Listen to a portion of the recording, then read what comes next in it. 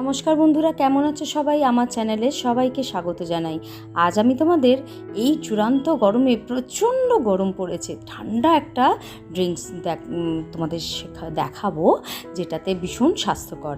আর হ্যাঁ, খুব মজার ব্যাপার সেটা হচ্ছে আমার একদম বাড়ির সামনে আম গাছের মানে একদম কাঁচা আম দিয়ে এটা দেখাবো কিন্তু।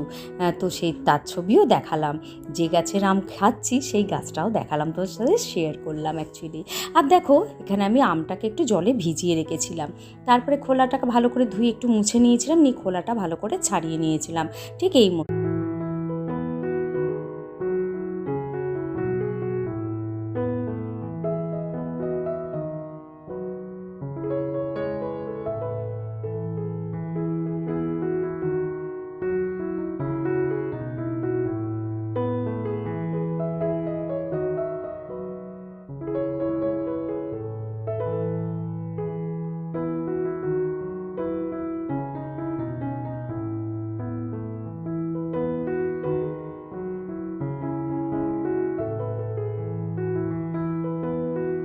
খোলাটা ছাড়িয়ে নিয়ে ছোটো ছোটো করে টুকরো টুকরো করে নিচ্ছি। আমি এটাকে মিক্সিতে একদম পেস্ট করব, কিন্তু ছোটো ছোটো করে কেটে নিলে কি হয়, অনেক সময় দেখা যায় যে হতে চায় না, মানে একটু যেন ডালা ডালা থেকে যায়, যে কোনো এরকম শক্ত আর কি মিক্সিতে দেওয়ার পর।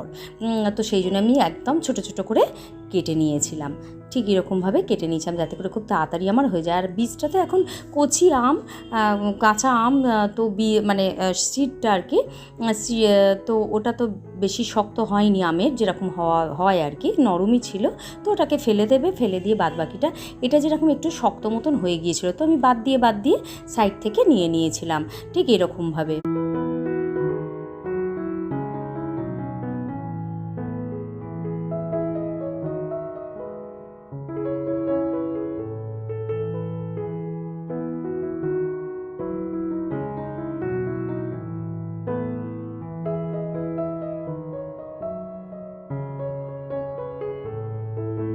অনেক সময় দেখবে মানে কাঁচা আম আনতে গিয়ে অনেক সময় একটা দুটো এর মধ্যে পাকা আম এসে যায়, মানে পেকে গেছে আর কি এই গরমের চোটে, তো সেটাও দিয়ে দেবে, তাতে কোনো অসুবিধা নেই।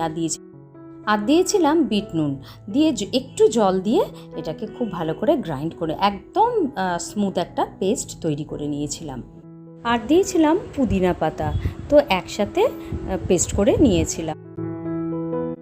এরকম পেস্ট একদম তৈরি করে নেওয়ার পর আমি একটা পাত্রে আর কি চিনি দিলাম, যে বাটি এক বাটি পেস্টটা হয়েছে পরে আমি দেখাচ্ছি, আর এক বাটি জল আর এক বাটি চিনি দিয়ে, আমি যদি মনে হয় খেয়ে মানে পেস্টটা দেওয়ার পর, কাঁচা আমের পেস্টটা দেওয়ার পর যে একটু চিনি লাগবে, দিতেই পারো, তাতে কোনো অসুবিধা নেই। দেখো, এটা একটুখানি আমি ফুটিয়ে নিচ্ছি, বেশ টকবক টকবক করে ফুটে উঠবে চিনির রসটা, তখনই আমি এই পেস্টটা, এক বাটি পেস্টটি আমার হয়েছে 3টে আমের মতন, যতটা হবে সেই মতন একটু সমপরিমাণ চিনি জলটা দিতে হবে। তাকে এই মতন দিয়ে এটাকে খুব ভালো করে ফুটিয়ে বেশ একটু গাঢ় গাঢ় করে নেব, ঠিক এইরকমভাবে।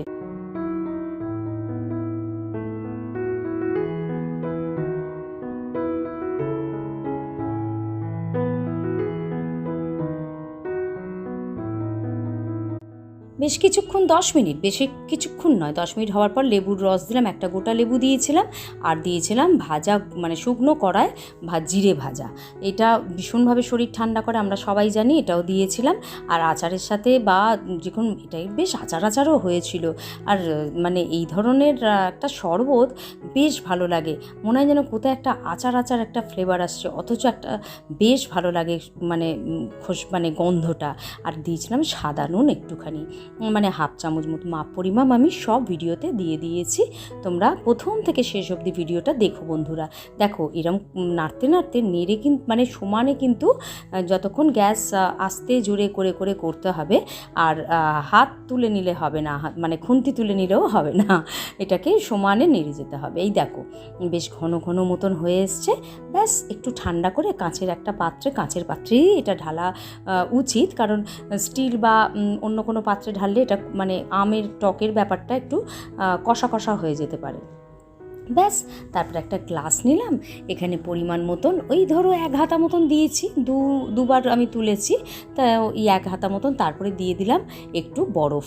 ভীষণ ভালো এটা, তোমরা মানে তৈরি করে, এই যে আমি মিশ্রণটা তৈরি করলাম কাঁচা আম দিয়ে, তারপরে আরও 2 চামচ দিয়েছিলাম, মোটামুটি ধরো ওই 1.5 হাতা মতন 2 হাতা মতন দিয়েছি, মাপ পরিমাণ মতন, বেশি কম করতেই পারো। দারুণ খেতে হয়েছিল, তোমরা না করলে বুঝতেই পারবে না যেটা কীরকম হয়েছিল। ব্যাস, একটা বরফ দিয়ে দাও, একটু জল দিয়ে দাও পরিমাণ মতন, নাড়িয়ে নাও, আর বন্ধু বান্ধব ফ্রেন্ড যে আসবে এই গরমে 1 গ্লাস হাতের সামনে ঠান্ডা একদম, হ্যাঁ ফ্রিজের একটু বরফ, বা যদি বরফ কারোর মানা থাকে ঠান্ডা জলে পরিবেশন করো, দারুণ লাগবে।